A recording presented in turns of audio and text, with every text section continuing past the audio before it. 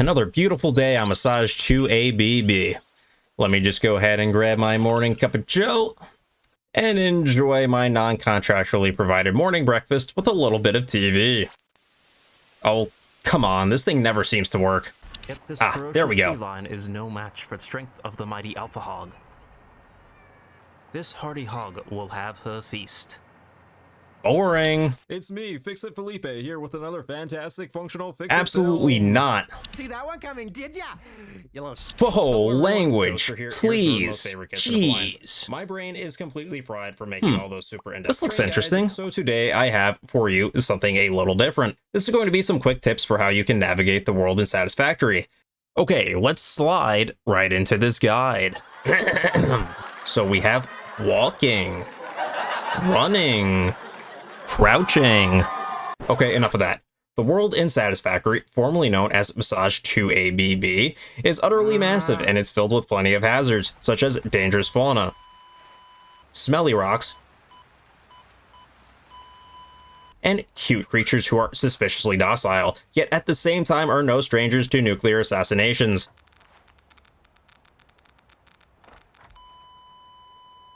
Getting around this large world can be a bit of a chore, especially when trying to climb to the highest peaks or when traveling to the furthest corners of the map.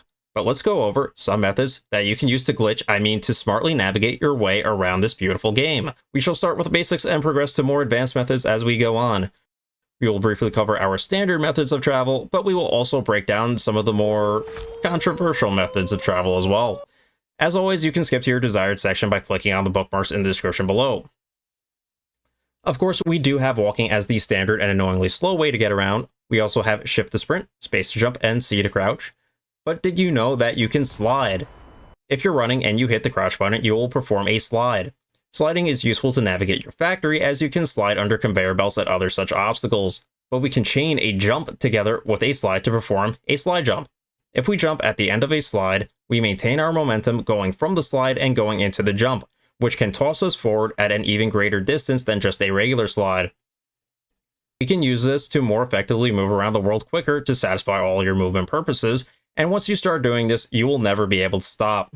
One issue to take note of when performing a slide is that we can slide up some very small inclines, but for the most part, we will get stuck when attempting to slide up most inclines in general. Moving on to conveyors next. Yes, conveyors. They do many things, including but not limited to conveying. Unlocked at the start of the game at Tier 0 Hub Upgrade 4, we get the Mark 1 conveyor. We have various other conveyors sprinkled throughout other tiers at varying costs that vary in speed as well, up until we reach the Mark 5 conveyor, which is the current fastest conveyor belt in the game. It can be unlocked at Tier 7 by satisfying the requirements found under the Logistics tab. We can place down conveyor belts and you can walk or run on them for a quick boost in speed. They of course can also be used with a similar effect to that of a moving walkway, like one would find in an airport, which is a nice way to navigate your factory in the early game and great if you want to travel between locations but idle on them for a brief moment to give your hands a quick stretch break or to do other things. Any conveyor belt will give you a speed boost, but of course the more advanced the conveyor is, the more of a speed boost you will get from it. Now I will mention that we can simply sprint over conveyors for a decent speed boost, or we can slide jump off of conveyors to throw ourselves an even greater distance forward. As you can imagine, this is far better than just a regular slide jump and far better than simply running over conveyor belts. Keep this in mind as this will become very useful later on when we start utilizing some more advanced equipment, and it will prove this method to be ridiculously overpowered. Moving on to some early game personal equipment that we can use, we have the parachute. Unlocking the parachute will be our first introduction into the molecular analysis machine, or the MAM. In order to build the MAM, we must first unlock it in the hub at Tier 1 by satisfying the requirements for the Field Research tab. Place down a MAM and open up its menu. To unlock the parachute, we will be working under the Mycelia tab, and as such, you will first need to harvest Mycelia. Mycelia looks like mushrooms, and it can be found on the ground, generally near or around caves, and it can be picked up individually by hand, or if you have a chainsaw, then it can be harvested on a larger scale. Or you can even get it in bulk by cutting down those large weird-looking mushroom trees. No, not those. Go ahead and scour the map and obtain a bountiful quantity of Mycelia. Then return to the MAM and begin satisfying the requirements for the respective nodes until you unlock the parachute. Next up, go over to a craft bench and handcraft some fabric by combining biomass and Mycelia. Handcrafting fabric from Mycelia is not the only way to get fabric, but it is the earliest and most convenient method for sure. Finally, go over to an equipment workshop, and under the body equipment tab, you can finally handcraft the parachute by combining fabric and cables, which will yield a stack of 5 parachutes. It is important to note that parachutes are a one-time use only. To equip the parachute, open your inventory and double-click it, or simply place the parachute onto the back section of your character. When you are free-falling from great and dangerous heights, you can simply tap space or your jump button, and you will then activate the parachute. It does exactly what you would expect it to, allowing you to gingerly float down to the safety of the ground, like the silly little land mammal that you are. This can be useful early game, but the process with crafting fabric is a bit involved, and by the time you can effectively automate fabric without the use of mycelia, the utility of the parachute tends to fall off rather quickly. And this is especially true when we begin utilizing some more effective forms of travel. Now, when it comes to exploring this strange world, some of the best goodies are stashed away at some of the highest peaks that the game has to offer. So how can we reach them with minimal effort? With ladders. In order to unlock ladders, we will first need to unlock the Awesome Shop and the Awesome Sink, which you can unlock first by reaching Tier 2 and then by satisfying the requirements for the Resource Sink bonus program. Earn some coupons by building an Awesome Sink and shoving an assorted variety of materials into it. Then go ahead and place down an Awesome Shop. Open the shop menu and navigate your way to the Architecture tab. You can then use your hard-earned Fix-It scripts to purchase the factory ladder for 3 coupons. Then open up the build menu, and under the Architecture tab, you will find the ladder, which can be constructed very cheaply at just 2 iron rods per segment. Ladders, of course, can be used within your factory to help you navigate the height changes within them, and they are more compact than stairs and catwalks, meaning that they offer greater utility than those, but with a much smaller footprint. But ladders really shine when we're out exploring, and we use them to take on cliffs, peaks, and mountains that the game has to offer. First, we will need to pair our ladder with a foundation. Any foundation will do, but the standard foundation can be built with 5 concrete and 2 iron plates per foundation.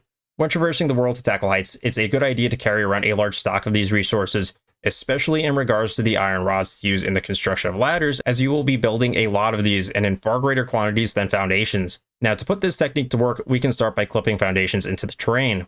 Find a cliff wall that you would like to climb, whip out a foundation, place it on the cliff wall, and shift it around until the game allows you to place it down. Then whip out that ladder and attach it to the foundation and drag it down as far as you possibly can. In order for it to reach the ground level or your desired height, you may have to chain multiple sections of ladders together. After that, you can hop onto the ladder and climb it up to the top. Repeat as necessary until you have conquered your cliff. From this point on, tackling heights will never be a problem for you again. This can be achieved very early on in your save, and when attempting to master vertical travel, it really doesn't get much better than this. Next up, let's talk about the jump pads and landing pads. Unlocked at Tier 2 by satisfying the requirements for the jump pads tab, you get the jump pad and the U-Jelly landing pad as well. After unlocking them, you can find these under the Transport tab of the build menu. Jump pads can be constructed with rotors, iron plates, and cables. Landing pads are more unique in that they require biomass in addition to rotors and cables, this being the only buildable structure in the game to require biomass to construct it. Both the jump pad and landing pad require 5 megawatts of power each, or they will not work. That is very important for the landing pad. Now, they may be unlocked in a single package, but they can be used together or independently from each other. First, you can place the jump pad down facing in your desired direction. Left click wants to confirm the placement, and you can then use the scroll wheel to change the trajectory of the firing arc to your desired position, going anywhere from straight up in the air to parallel with the ground.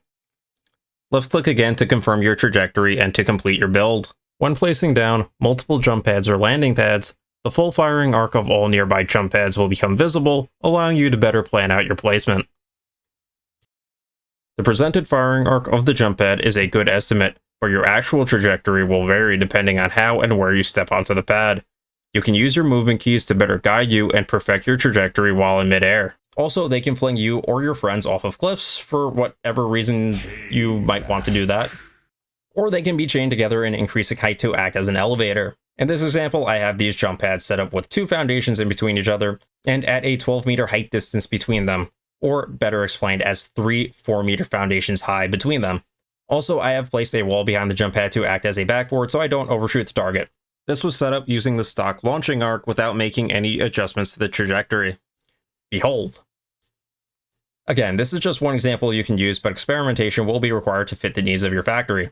The U-Jelly landing pad can be used together with the jump pad to soften your landing, which is great when flinging yourself off of cliffs, or it can be used just as a general purpose landing pad in situations where you want a free fall drop from the top of your towering factory to ensure a safe landing. Again, make sure that it is powered or it will not work. Before moving on to the next piece of equipment, let's take a quick break to hear a word from one of our sponsors. From your favorite brand that brought you Check It's Snap presents Sluggos. I hate being forced to watch these ads, but I refuse to pay 5 coupons a month for premium. For their 18-hour workday. Sluggos, a spoonful of slimy sweetness in every bite.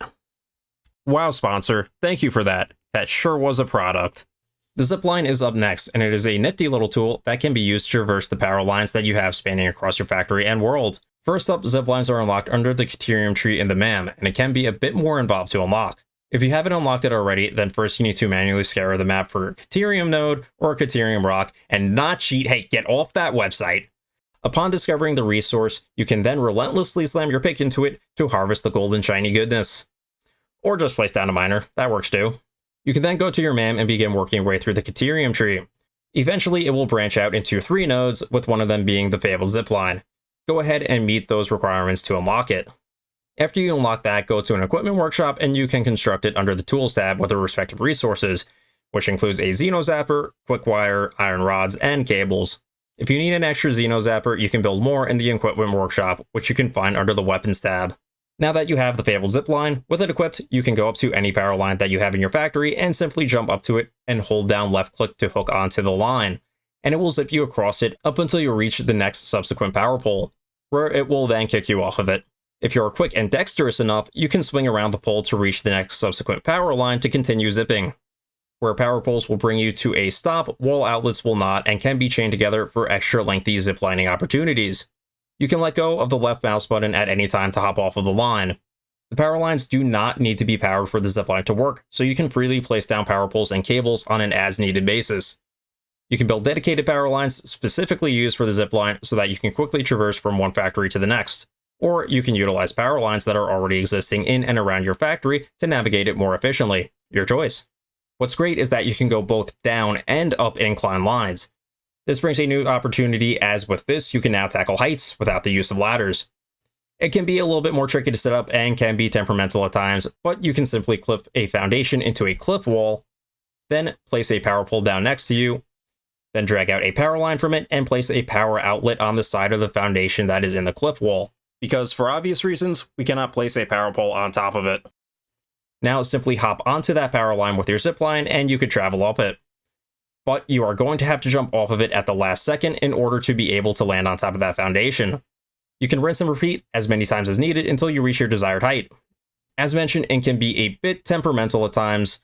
If you make the incline too steep, then you could have some difficulty both attaching yourself to the zipline and with jumping off of it to reach the foundation.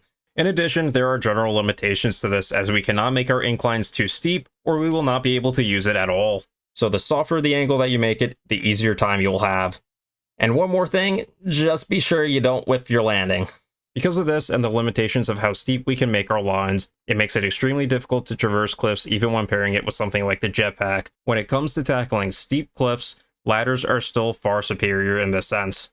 Also, if it's not out by the time you're watching this, then Update 7 will allow you to hold down the shift button to increase your speed while using ziplines, making for extra speedy zipping opportunities. Next up, we have the hover pack, which is different from, but neither superior nor inferior than the jetpack. It can be unlocked by satisfying the hover pack tab requirements under Tier 7 at the hub.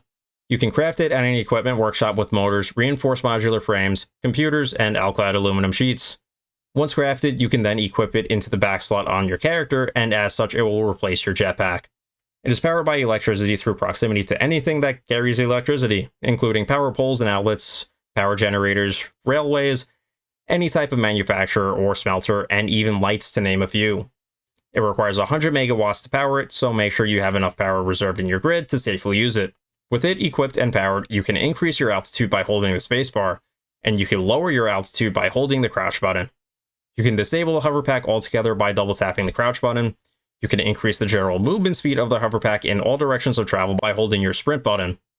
If you are using the hover pack and are connected to a power source, and for some reason you suddenly lose connection to the power source, maybe because your grid suddenly shut down or you just moved too far away from a power source, then if you hold down the spacebar or your jump button, you will drop down to the ground slowly and safely.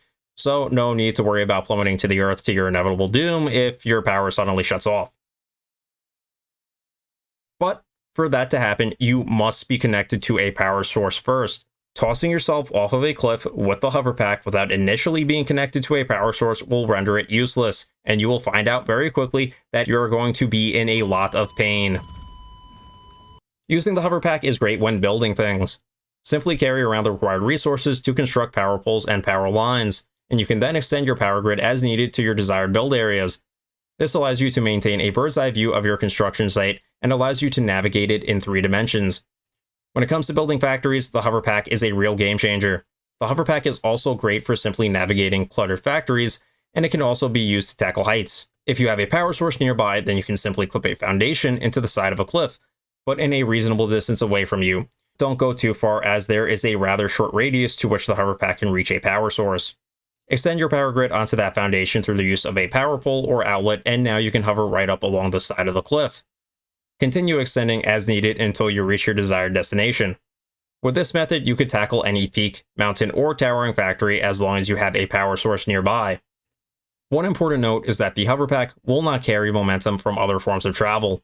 Instead, it will cancel all generated momentum and bring you back down to the slow speed of the hover pack, and therefore it cannot be used in many scenarios, including that of the conveyor belt launcher.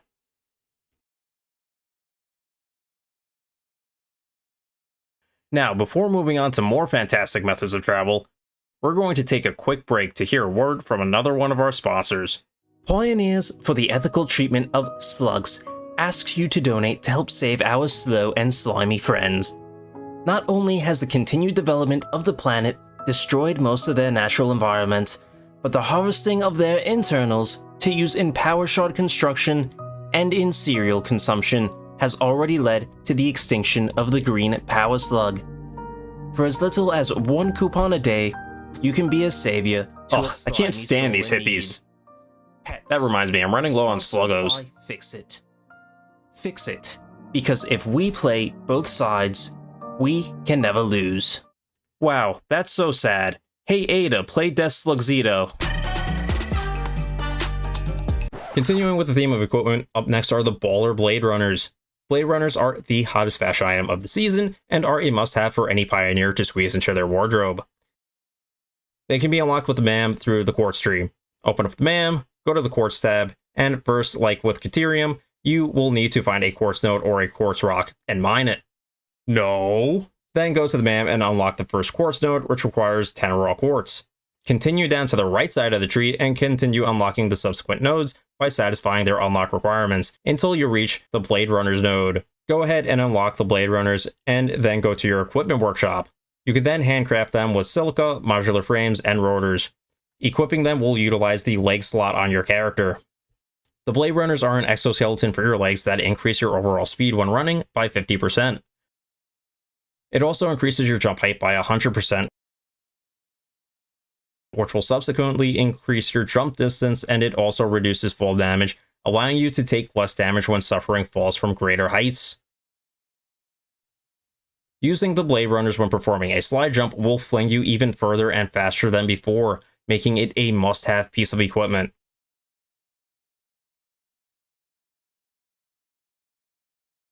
Now, since Update 6 has allowed us to equip multiple items at once, there is no excuse as to why you should not be wearing this at all times. Up next, we have the Jetpack. The Jetpack is unlocked at Tier 6 and is found under the Jetpack tab. Satisfy the milestone requirements first to unlock it. In addition to unlocking the Jetpack, we will also need fuel for it. It takes packaged fuel. To get this, you will also need to satisfy the requirements for both the Oil Processing tab and the Alternative Fluid Transport tab, both of which can be found under Tier 5 in the hub. Now, I won't go too in-depth into how to obtain packaged fuel, but the abridged version is first refine raw oil into fuel, input fuel into a packager. Oh crap, now we have polymer resin as a byproduct and we have nowhere to send it. Screw it, just throw it into a sink. Craft empty canisters by using one of the various available recipes and input those empty canisters into the packager as well. With both liquid fuel and empty canisters being input into the packager, you can then set it up to yield packaged fuel. At the moment, only regular packaged fuel works with the Jetpack. You cannot use liquid biofuel or turbo fuel yet. Maybe. It has been discussed by the devs as a possible future addition, but no word on that yet. Now, to get the jetpack, you are going to go to the equipment workshop, and under the body equipment tab, you can then handcraft a jetpack with plastic, rubber, circuit boards, and motors. When equipped, it will take up the back slot on your character. This also means that you will not be able to use a parachute at the same time you're using a jetpack, for quite sensible and obvious reasons, actually. The jetpack can allow you to travel vertically to reach new heights, but it's actually very limited in terms of the heights that it can reach. You are still better off using ladders, ziplines, or jump pads to travel vertically over great distances. But the jetpack is far greater in other senses in that you can increase your overall jump distance when moving forward. You can also use it to free fall to the ground at terminal velocity, and then activate the jetpack with the spacebar at the last second to soften your landings. After you obtain the jetpack, you will almost surely abandon the parachute as it becomes more or less useless from that point on. The jetpack does everything the parachute can do, but with far more utility. Now, let's bring an earlier tip back into this. Now, since the release of Update 6, you can wear multiple equipment items at once, meaning that you can equip both the jetpack and the baller blade runners for new and infinite possibilities. This combination is currently ridiculously overpowered. With both items equipped, go ahead and perform a slide jump. The speed and improved jump distance of the blade runners alone will fling you forward with great momentum. That, combined with the jetpack, you can tap the jump button to maintain your height, speed, and overall momentum to be able to travel far distances across the map. This is by far the best method to use for all purposes of travel at any given moment. But it gets better. Yes, there's more. This next form of travel is my most favorite, and it is absolutely ridiculous. Building off of the previous slide jump with jetpack and blade runners combination, let's go ahead and add a conveyor belt into the mix to create the conveyor belt launcher. Start off by laying down some conveyor poles, then lay down a conveyor belt of your choice. Of course, facing in the direction that you want to fling yourself, and be sure to build it flat. Don't try to ramp it up, just build it flat or you will get stuck when trying to launch yourself off of it. You can use any type of conveyor belt, but the faster the conveyor belt you use, the further you will go, so ideally you want to use the Mark V conveyor belt. Give yourself a reasonable length of conveyor to work with. The length will not change your speed or jump distance, but making it longer will give you more time to react when you try to slide jump off of it. Also ensure that you are wearing both the blade runners and the jetpack, and ensure that you have jetpack fuel. Now go ahead and hop onto the end of the conveyor belt, sprint forward, and when you're near the end of it, perform a slide jump off of it. Between the combined momentum of the slide, the blade runners, and the boost from the conveyor belt, you will fling yourself forward at insane speeds, and with the addition of the jetpack, you can then tap the spacebar to help maintain your momentum and height, allowing you to traverse crazy distances across the map.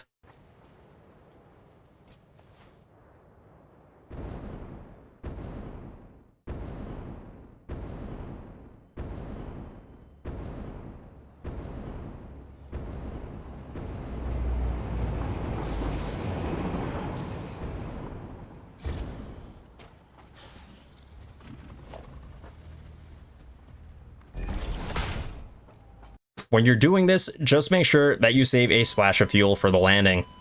Because of the firing arc of the conveyor belt launcher, you will benefit far greater from building the launcher higher up. The higher you are, the further you'll be able to go.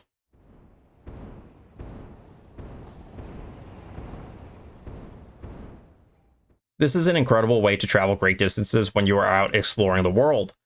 Just make sure you have the necessary materials to construct the conveyor belts, as well as the conveyor poles, and be sure to bring plenty of jetpack fuel with you as well. With only having to carry a handful of resources in your inventory, this makes it absolutely great for exploring, as it is very quick and easy to build, allowing you to place this down anywhere in the world, as long as you don't mind contaminating your world with structures that you will never see again but will always be present, eating away at the back of your mind, begging for you to come back and delete them, whilst you yourself continue to make false promises to the spirit found deep within your soul that one day you will eventually come back and clean up your mess. Also, the conveyor belt launcher can be used with the jetpack only, or just the blade runners only, or with neither, but trust me, you're going to want the jetpack blade runner combo. But wait, there's even more. Yes, god damn it, there's more. Now let's bring some Nobelisk into the mix. Oh yeah, baby, we're talking about Nobelisk. The recent introduction of new Nobelisk ammo types has resulted in some interesting ways to manipulate the mechanics of the game to help boost us forward when, in this scenario, launching ourselves with a conveyor launcher. In order to set this up properly, we will simply expand on the conveyor belt launcher idea, and we will start by using foundations as a guide to set up a conveyor belt launcher. Any foundation will do, but I will be using the standard Fix-It foundation. Follow all the rules of the conveyor belt launcher mentioned previously to get the best results, including building it flat, giving yourself a generous runway to work with, which is very important when it comes to Nobelisk boosting, utilizing a Markfire conveyor belt if you can, and try to build it in a high location. Remember, the higher you build it, the further you'll be able to go. However, in this example, I will be building it at ground level for demonstration purposes. When you are done setting up your conveyor belt launcher, go over to the exit side of your conveyor belt launcher and you are going to place down a single pulse Nobelisk. It doesn't have to be perfect, but try to get it centered towards the top of the conveyor belt as best as you can. Now, from the exit side, you are going to place down 2 power poles next to the conveyor belt. The first one at 1.5 foundations away from the exit, and the other at 2.5 foundations away from the exit. Now, since there is a delay from when we hit the detonator and when the Nobelisk actually goes off, we will be using these power poles as a visual guide so that we will know the rough time as to when we should hit the detonator. Now, ensure that you of course have your blade runners equipped, your jetpack equipped, and remember to grab some jetpack fuel as well. And finally, ensure that you have your detonator out and ready to go. Now, use the conveyor belt launcher as you normally would, hopping onto the belt from the entrance side, sprinting over it, and slide jumping off of it when you reach the end. But those power poles that we come across is our visual cue to slam the detonator to set off that pulse Nobelisk. It doesn't have to be perfect, but darn, you want to get it close. If you hit it too late or too early, then the boost won't take effect at all. If you timed it right, then you would have successfully performed a slide jump off the conveyor belt launcher with an extra boost in speed and height from the pulse Nobelisk.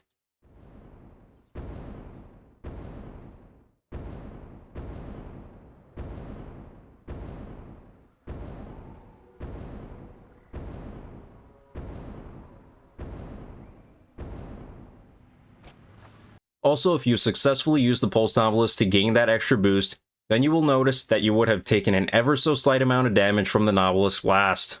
It is a barely noticeable amount of damage, and in most scenarios it is far from enough to end you. Now, pulse Nobelisk boosting actually yields some interesting results. The gain in momentum from the boost is actually comparable to a regular non-boosted Mark V conveyor belt launcher, but at an 80-meter height increase.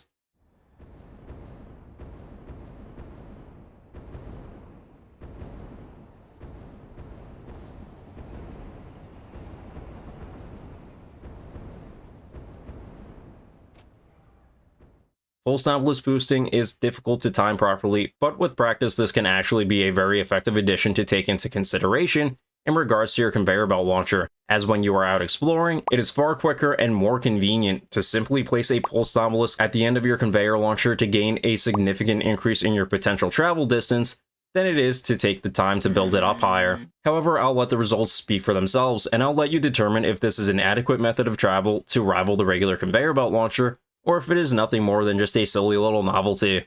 If you're interested in doing this yourself, the setup I have seems to work well, but I implore you to go ahead and mess around with power pole placement to tweak the timing of the overall setup and see if you could get any more noticeable changes. But wait, we're not done yet. Oh sweet baby Jesus, Mary, and Joseph, there's even more! Order now and get a Nuke Nobelisk booster absolutely free. That's right, you get the Pulse Nobelisk booster and the Nuke Nobelisk booster for only 10 easy payments of 20 Fix-It coupons a month. Simply set up a conveyor belt launcher as you normally would with the Pulse Nobelisk booster, but replace that Pulse Nobelisk with a Nuke Nobelisk. That's right, a Nuke Nobelisk. Now hop onto that conveyor launcher and slam on that detonator.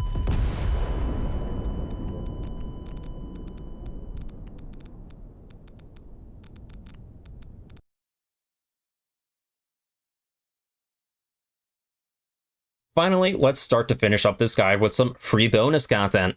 We have the Giant Flying Manta. You can stand on him. He will fly in a pattern around the map.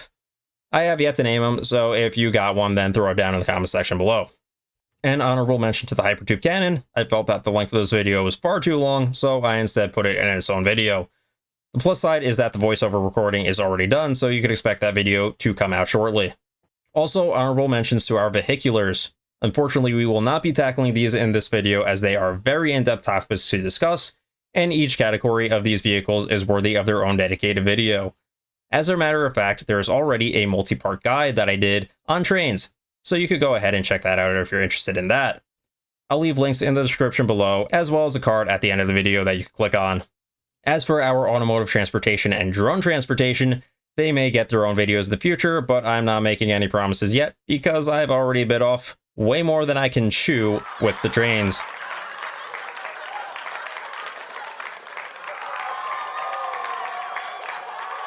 And with that, that wraps it up for our traveling tips and tricks. If you have any other cool tips or tricks, then be sure to leave them down in the comment section below. I hope you enjoyed this video. Wow, that was awful. What a waste of time. As always, alright, what else do we got? Join us for our Alright, battle carts. This is more like it. Extravaganza, where fan favorite newcomer Chainsaw Charlie takes on our reigning champ, the Zanzibar Zapper. Explosion! Who will win? Attention, all Fix-It personnel. Your non-contractually provided morning breakfast period has been suspended until further notice. Get back to work. Ah, shit. Hey there, Pioneer. It's Fix-It Felipe here with another fantastic the fuck.